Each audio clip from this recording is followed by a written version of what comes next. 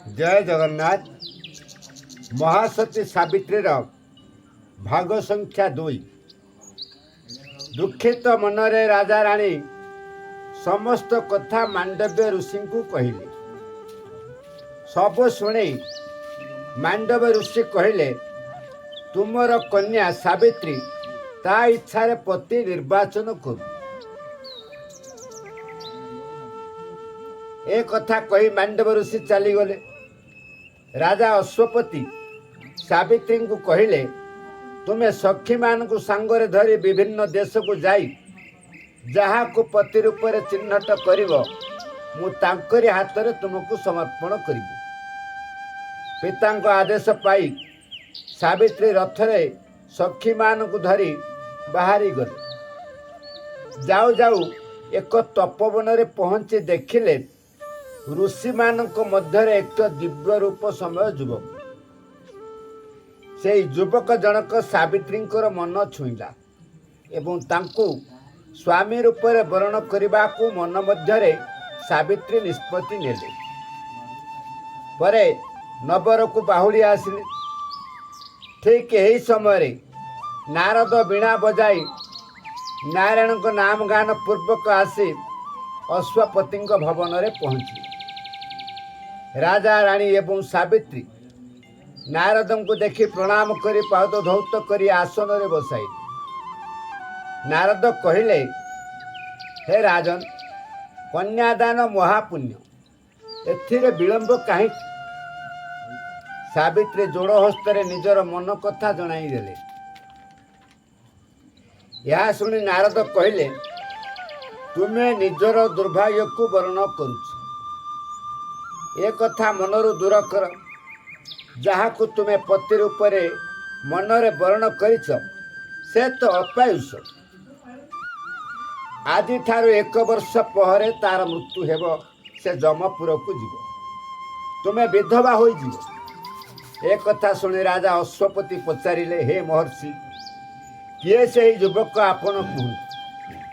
नारद कहले, राजन, तुम कन्या जहाँ को मनरे बरिछि से हूँ शाल्य देशर नृपति विमत सेन। तांको रानी को नाम मालविका एवं तांकर एकमात्र संतान सत्यवान। शत्रु मानकर आक्रमण रे राज्य छाड़ी बनरे कुड़िया करी आश्रित होई अछंती। सत्यवान सर्वलक्षण युक्त मात्र अल्पायुष। राजन, तुमर कन्या ताको पति रूप में ग्रहण करने को निष्पत्ति नहीं। ए कथा शुणी राजा रानी को मथा घूरीगला। से कहले, सावित्री, तुम्हें एक कथा मनरु दूर कर, अन्य बर वर्ण कर। एक कथा शुणी सावित्री कहले, मनरे जहाँ को बरिछि से मोर स्वामी। लोकाचार मतर विवाह बाकी अच्छी। अन्य पुरुष मन देले दोचारुणी हेबी। विधवा पछे हेबी किंतु दोचारुणी हेबी नाही। नारद एक कथा शुणी आनंदित हेले। कहले, सावित्री, तुम्हें महासती हुओ, जगते तुमर जश रहु। राजन, सत्यवान सांगरे सावित्री विवाह आयोजन कर। यह कही नारद कल्याण कर चलीगले। राजा अश्वपति शुभ लग्न रे सत्यवान हस्तरे सावित्री को धर्म को साक्षी रखी अग्नि ब्राह्मण सम्मुख रे हस्तगंठी करदेले।